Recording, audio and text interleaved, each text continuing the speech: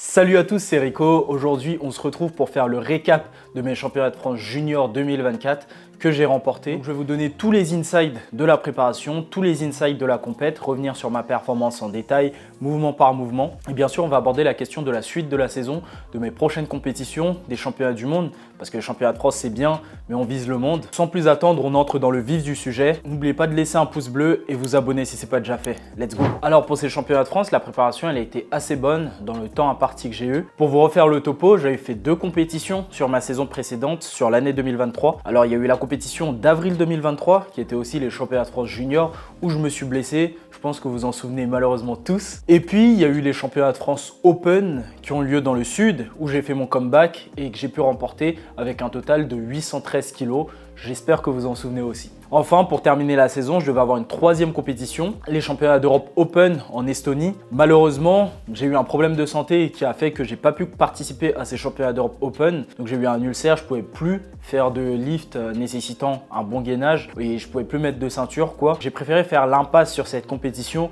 pour pouvoir me relancer au cours de l'année 2024. J'ai arrêté de m'entraîner à peu près en novembre. J'ai repris l'entraînement fin décembre. À partir de là, je suis revenu avec des perfs qui étaient assez mauvaises. J'étais sur du 180 en série au squat. J'étais sur du 150 3-4 reps au développé couché et le deadlift par contre il n'avait pas trop bougé, tant mieux. La préparation pour les championnats juniors 2024 elle a débuté en janvier 2024 pour avril 2024 et si tout s'était trop bien passé ce serait trop facile. Malheureusement quand j'ai relancé ma préparation j'ai commencé à avoir des problèmes gastriques ou je ne sais quoi. Mais en gros dès que je m'entraînais je vomissais, ça m'a fait ça pendant un mois et du coup j'ai pu attaquer l'entraînement pour de vrai début février 2024 et j'ai eu une prépa de 8 semaines. Donc 8 semaines que j'ai géré selon moi comme un chef. Au final, ça a bien fonctionné, comme on va le voir juste après. J'ai terminé sur un 3x1 à 300 kg au squat.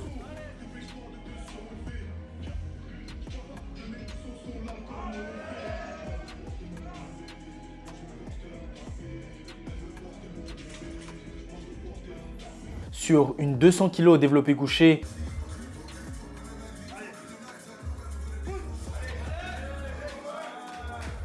Avec un peu de marge, assez facile, et sur un 3x1 au deadlift entre 320 et 330 kg.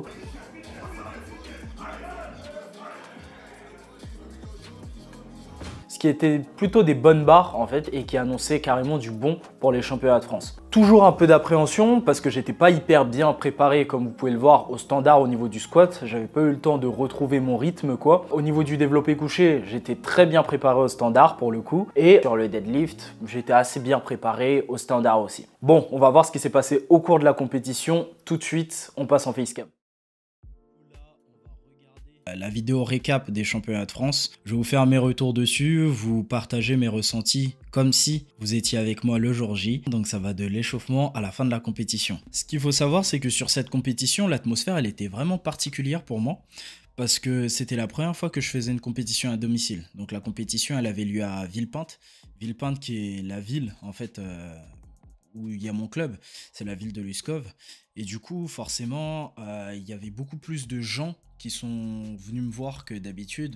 Donc j'avais même des collègues de classe qui sont venus me voir, des amis proches qui d'habitude ne peuvent pas faire les déplacements, qui sont venus me voir. Donc forcément, il y avait un enjeu qui était beaucoup plus gros que d'habitude. Donc une pression vraiment plus grosse, mais aussi une motivation plus grosse. Donc au final, je trouve que ça se compense un peu, mais c'était quand même une atmosphère particulière. Donc sur cette compétition, j'ai choisi de la jouer relativement agressif. C'est-à-dire que sur les autres compétitions, pour ceux qui me connaissent, vous savez que moi je suis quelqu'un qui aime bien ouvrir avec un opener qui est assez bas. Puis sur la suite, partir sur des barres progressivement de plus en plus lourdes et finir sur une barre avec un peu de marge. Là, on s'est dit non, on va all-in, on est à la maison, on va faire beaucoup plus agressif. Donc comme vous allez le voir, j'ouvre à 290 kg au squat.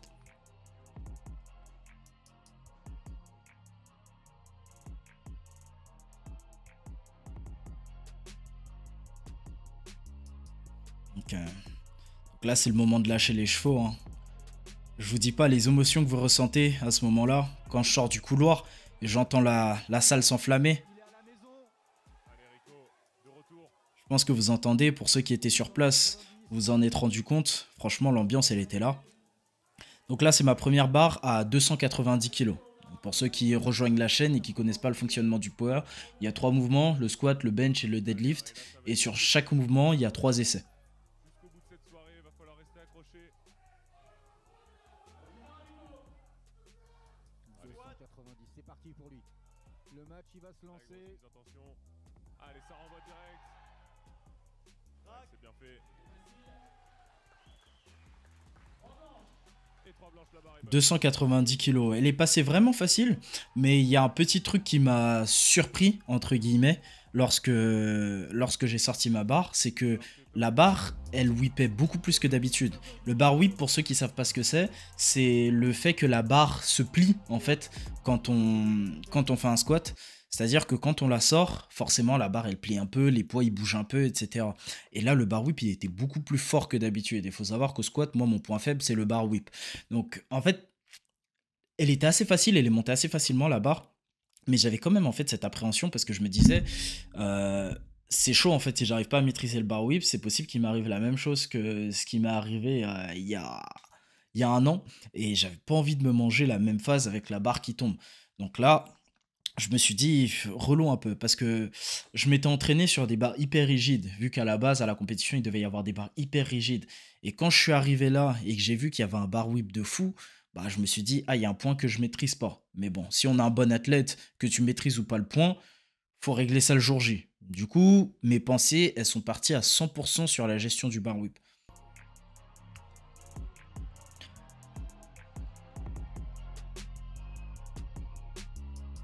Là, c'est le deuxième essai au squat 300 kg.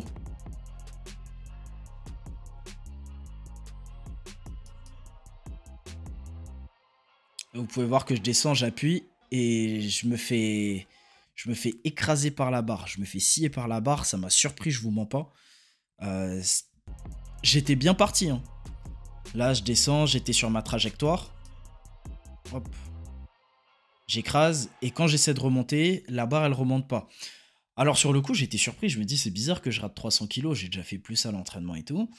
Mais en même temps, c'était pas surprenant parce que sur ma sortie de barre, là malheureusement le caméraman n'a pas réussi à voir la sortie de barre, mais sur la sortie de barre, la barre en fait elle tremblait tellement qu'au final tout mon esprit, comme je viens de le dire, est parti sur la stabilisation de la barre. Et au final, bah, je me suis laissé surprendre sur la concentrique, donc sur la remontée, et j'ai pas mis assez d'énergie pour monter cette barre. Mais sur la troisième, je me suis rattrapé, vous verrez. Donc sur mon troisième essai, je remets la même barre, hein, parce que 300 kg, ça allait être amplement suffisant pour déjà bien avoir de l'avance sur la première place.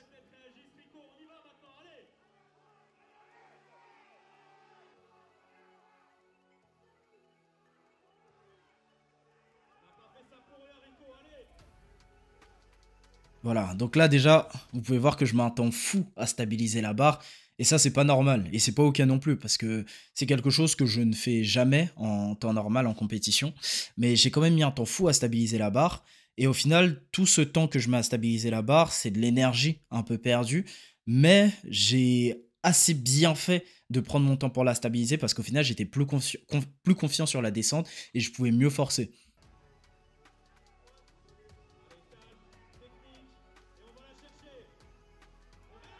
Donc 3, hop. Et là, elle remonte. Elle remonte quand même assez facilement. J'avais quand même pas mal de marge. Et au final, au niveau du jugement des arbitres, j'ai eu 2 rouges et une blanche. Donc, pour ceux qui ne le savent pas, en powerlifting, on a 3 arbitres. Et donc, il y a 2 arbitres qui m'ont dit que mon mouvement n'était pas bon. Et l'arbitre central m'a dit que mon mouvement était bon.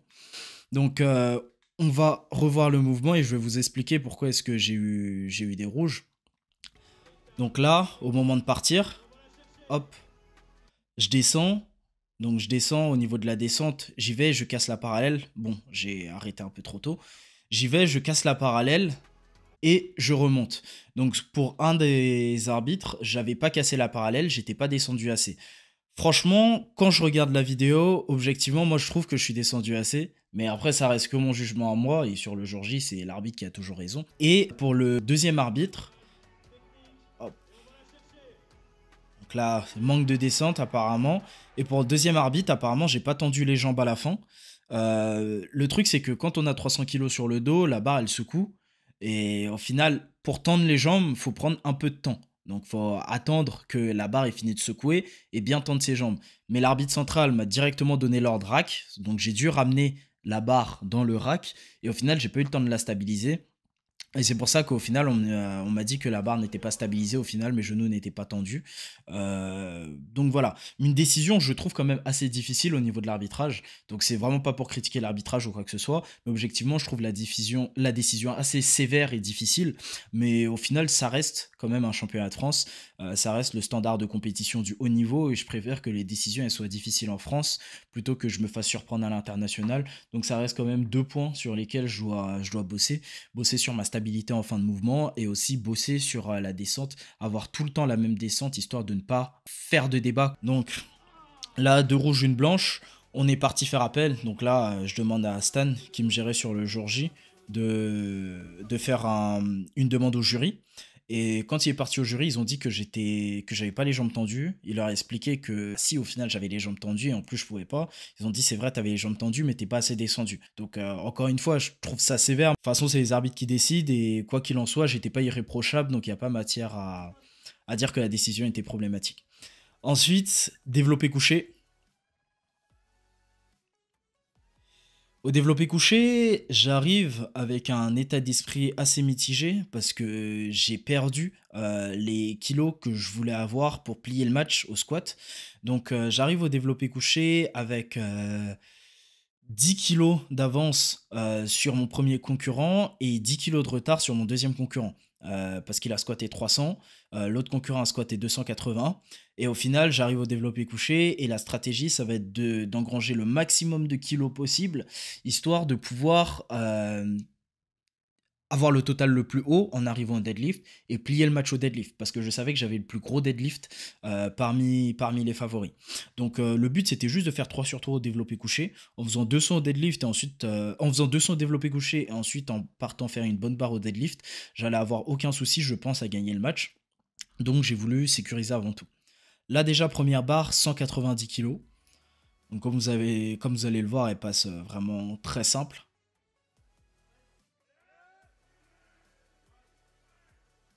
C'était plus que facile et j'étais vraiment très en forme au niveau du développé couché. Et j'ai choisi d'enchaîner directement sur 197 kg. Petit point curieux, c'est que lorsque je passe sur ma 190, mon premier concurrent, il passe juste avant sur 185, il rate la barre. Ensuite, le deuxième passe à 220 et il rate la barre aussi. Du coup, je me dis qu'il y a moyen peut-être que j'ai besoin d'être plus conservateur que je ne le crois. Parce qu'au vu de comment ils ont raté les barres, je me suis dit, il y a moyen qu'ils bullent en fait.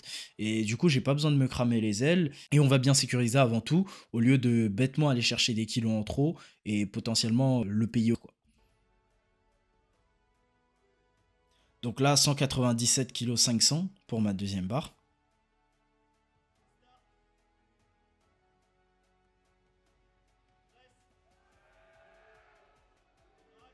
Encore une fois, j'étais très facile là. J'étais très facile, j'étais très à l'aise. La petite célébration de golfeur. Et du coup, pour la dernière, j'ai mis 200 kilos. 200 kilos sur la dernière barre. Mon pronostic, il s'était avéré bon. Malheureusement, mes 2 autres concurrents, ils avaient raté leur deuxième essai. Et mon premier concurrent, il avait déjà raté son troisième essai quand je suis arrivé au développé couché.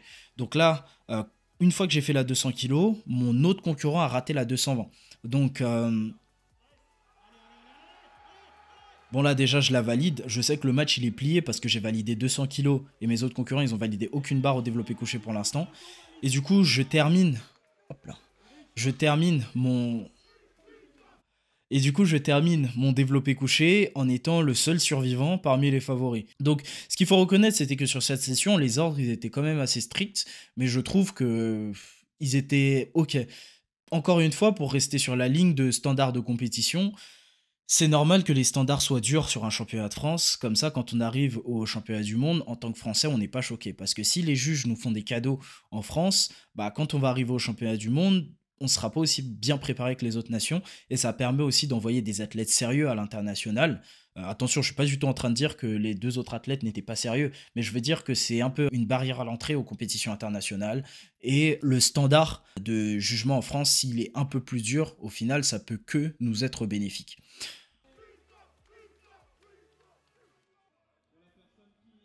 Par contre, il y avait un petit point que j'avais pas trop apprécié autour de la compétition, mais bon, c'est un petit détail. C'était que beaucoup de gens disaient que j'avais été favorisé par l'arbitrage et qu'il y avait eu un arbitrage maison.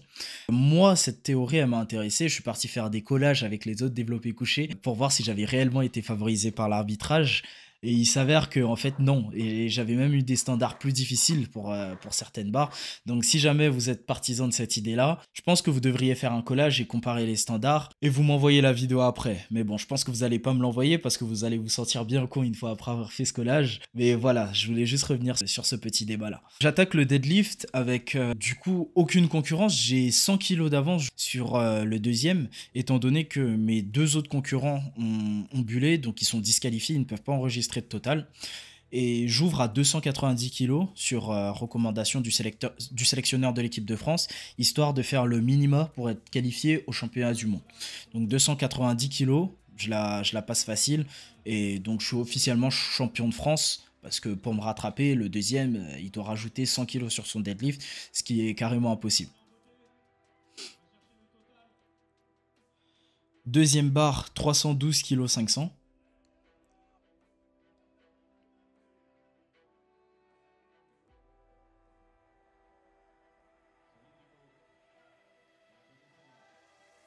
« 312 kg 500 qui passe très facilement. Très facilement, mais j'étais clairement pas dedans. C'est-à-dire que quand j'allais sur les barres, je ressentais plus d'adrénaline. Alors je sais pas trop pourquoi. Instinctivement, je dirais que c'est parce que mes 2 autres concurrents n'étaient plus là. Et du coup, au final, j'avais pas de réelle ambition sur la compétition une fois que je savais que j'avais gagné et qu'il n'y avait rien à gratter, étant donné qu'au squat j'avais un peu sous-perf. Du coup, au final, je pouvais même pas faire un gros PR ou quoi. J'avais pas trop d'intérêt à faire une immense performance. Mais je suis quand même parti sur 330 kilos parce que ça me permettait de battre mon record de France de 2 kilos. Et étonnamment, j'arrivais pas trop à me mettre dedans au niveau hype et c'est la première fois que ça m'arrive. Donc là, je pars sur la 330 kg, elle monte hyper bien, et d'un coup, coupure de jus. Coupure de courant. Coupure de courant. Je saurais pas l'expliquer, mais coupure de courant. Regardez, je pars là. J'ai cru que j'allais la verrouiller là. Là, elle est super bien partie. J'ai maintenu la position de mon dos, j'avais juste à ramener mes hanches. Et là, franchement, coupure de courant. Donc, je pense que c'est dû à un petit souci technique, même si je saurais pas trop expliquer quel est le souci exactement. Au final, j'avais juste à être plus fort, hein. Mais voilà, un peu dégoûté quand même de ne pas avoir passé cette barre parce que ça aurait pu donner quelque chose de très intéressant au niveau du total. Un petit 820 kg en ayant manqué mon bench, en ayant manqué mon squat, pardon, en étant resté assez conservateur au bench, c'est-à-dire avoir fait 197-200 et en ayant fait que, entre guillemets, 330 kg au soulevé de terre. Donc franchement, assez dégoûté d'avoir manqué cette barre, mais ça me donne juste plus la dalle pour la passer sur les prochaines compétitions. Et également, ça fait, je crois, 3 fois que je rate cette barre en compétition. Et ça fait 4 ou 5 fois d'affilée que je rate mon 3e essai au deadlift en compétition. Parce qu'à chaque fois, je joue un peu le poker. Mais là, ça me donne encore plus la dalle pour bosser sur ce mouvement. Bosser sur mes défauts techniques sur le mouvement. Et pour pouvoir devenir tout simplement meilleur. Parce que j'ai encore beaucoup de choses à améliorer. Même si, au final, avec ce titre, ça fait que je suis 6 fois champion de France depuis 2017. La seule année où j'ai pas remporté les championnats de France, c'est l'année où il n'y en a pas eu, parce qu'il y avait eu la saison Covid. Mais j'ai encore beaucoup à apprendre, parce qu'il y a de la concu à l'international, et il y a encore beaucoup de boulot à faire pour représenter notre drapeau.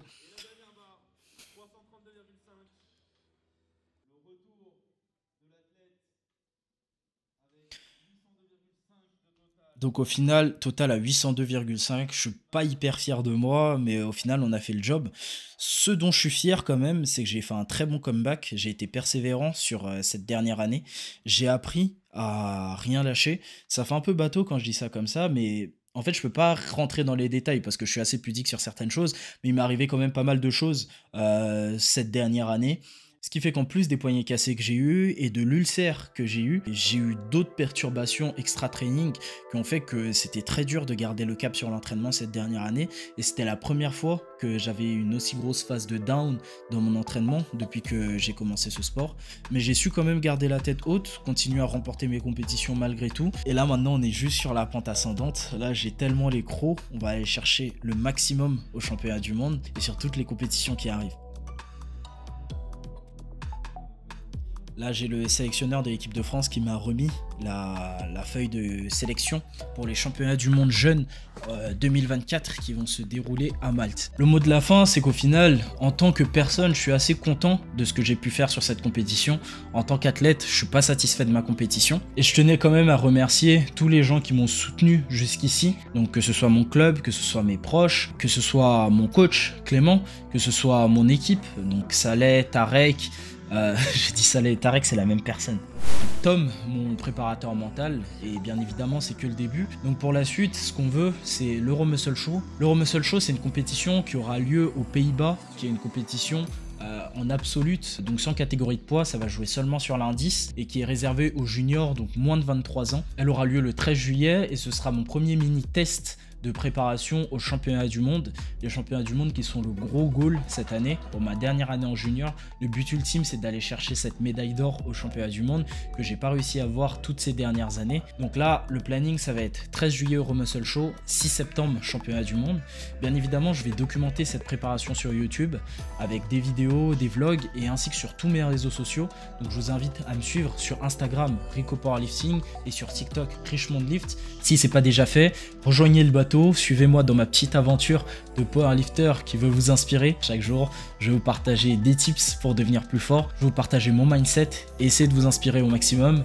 La prochaine vidéo arrive la semaine prochaine. Pour ceux qui me suivent sur les réseaux, vous avez pu constater que mon dernier bloc d'entraînement s'est très bien passé avec des PR un peu partout. 260 x 8 au squat, 190 x 2, très facile au développé couché. Et puis 300 x 7 au deadlift. Moi, je vous dis à la prochaine pour une prochaine vidéo. C'était Rico.